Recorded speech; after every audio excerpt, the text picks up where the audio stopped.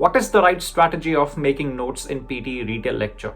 Well, I personally recommend that you should focus on the important keywords in the lecture and avoid writing more than 2 words while making notes. Want to see a demo? Let's start.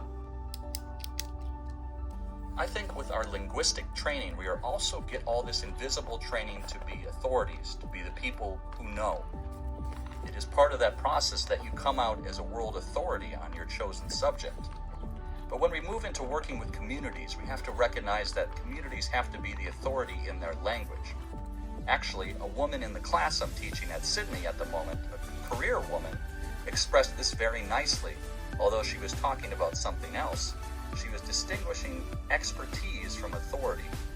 And certain linguists, because of our training, we have expertise in certain very narrow areas of language, but we don't have the authority over what to do with that knowledge or what to do with our knowledge that the community produces.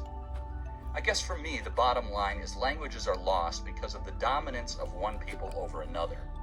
That's not rocket science. That's not hard to work out.